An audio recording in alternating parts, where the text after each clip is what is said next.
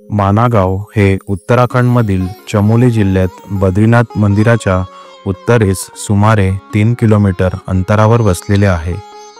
पूर्वी भारताचं शेवटचं गाव म्हणून मानागाव ओळखलं जात होतं, पण आता त्याला बदलून भारताचं पहिलं गाव असं संबोधलं जातं आणि याला धार्मिक व पौराणिकदृष्ट्या विशेष महत्त्व आहे। बद्रीनाथ वशी आलो आता मानागावला। पहिला नाश्ता करू, मग शिमपुरा दर्शनाला जाऊ। यो हॉटेल व्ह्यू बघा।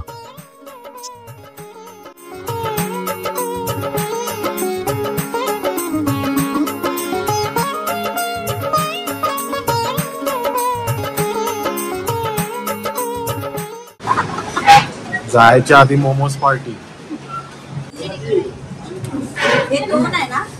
राईस आला, सेजवान राईस, सेजवान राईस।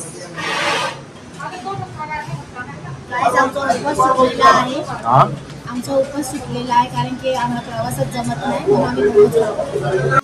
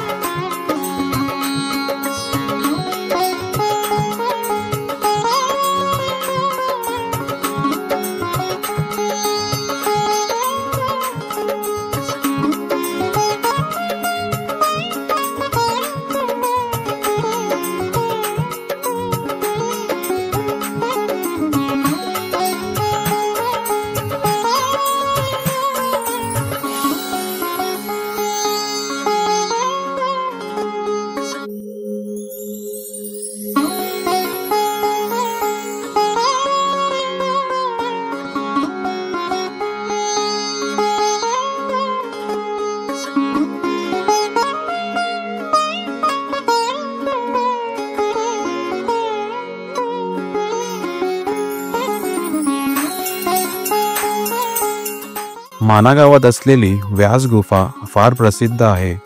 येथे ऋषी वेदव्यासांनी महाभारत सांगितले, पण इतक्या मोठ्या ग्रंथाचे लेखन करणे कठीण होते। त्यामुळे वेदव्यास ऋषींनी गणेशाला लेखक म्हणून निवडले। गणेशजींनी अट घातली की मी लिहायला बसलो की थांबणार नाही, तुम्ही न थांबता सांगायला हवे। वेदव्यासांनी पण हुशारी दाखवली आणि अट घातली की तुम्ही एखादी ओळ लिहिण्याआधी तिचा अर्थ समजून घ्याल।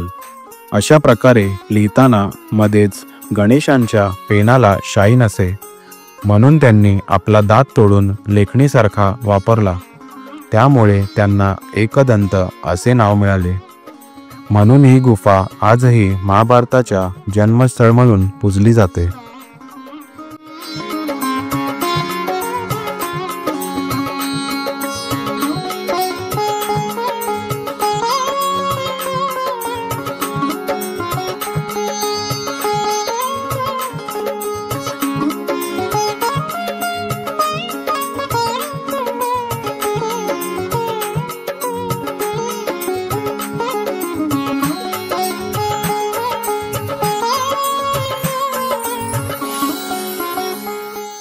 वेदव्यास गुफेजवळच गणेश गुफा आहे।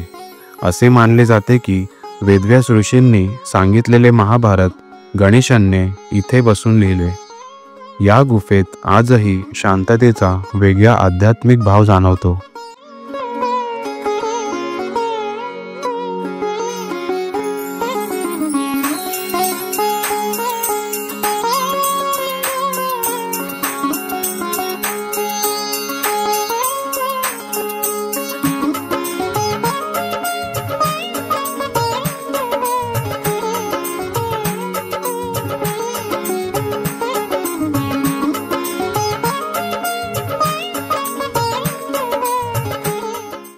मानागावाजवळ सरस्वती नदीचा उगम आहे।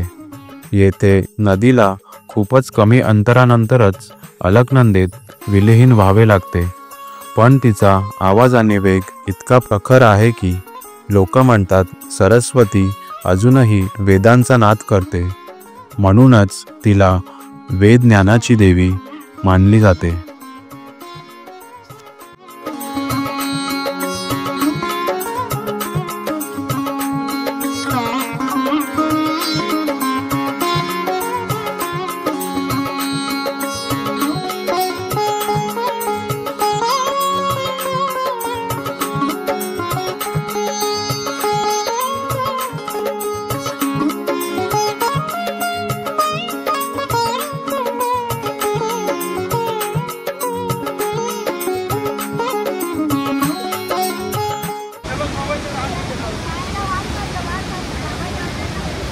सरस्वती नदी।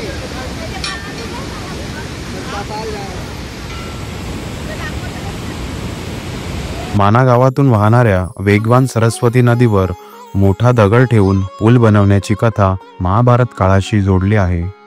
पांडव स्वर्गारोहणासाठी हिमालयाकडे जात होते. त्यावेळी नदी ओलांडणे अशक्य होते.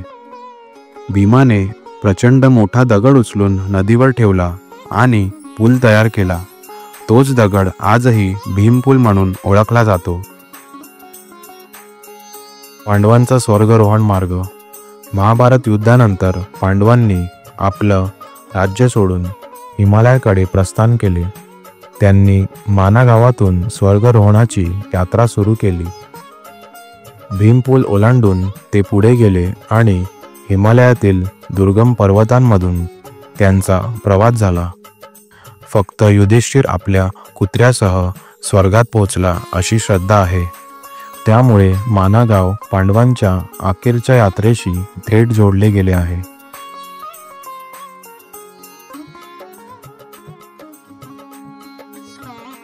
आणशी वसुधरा फॉलला जातात, पण आता थंय जावला आवरा टाईम नाही आहे. आम्हाला बीचे थंय जावचं आहे. सो तुम्हाला मी त्याची माहिती देतोय. वासुधारा धबधबा हा माना गावापासून 6 किलोमीटर डोंगराळ आणि रमणीय ट्रॅक करूनच या धबधब्यापर्यंत पोहोचता येते. हिमालयाच्या बर्फाच्छादित पर्वतांच्या कुशीतून कोसळणारा हा धबधबा अपार सुंदर दिसतो. हा सुमारे 400 फूट उंच धबधबा आहे. या धबधब्याबद्दल अशी श्रद्धा आहे की त्याचे पाणी फक्त पवित्र मनाच्या लोकांवरच पडते. ज्याच्या मनात पाप, लोभ किंवा स्वार्थ आहे त्यांच्यापासून पाणी दूर उडून जाते.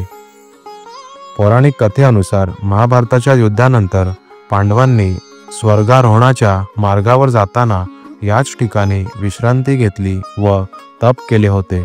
म्हणून या धबधब्याला अधिक धार्मिक महत्त्व आहे. शांत वातावरण, उंच डोंगर आणि झेपवणारे स्वच्छ पाणी यामुळे वासुधरा धबधबा निसर्ग, अध्यात्म आणि श्रद्धा याचे सुंदर मिश्रण म्हणून ओळखला जातो.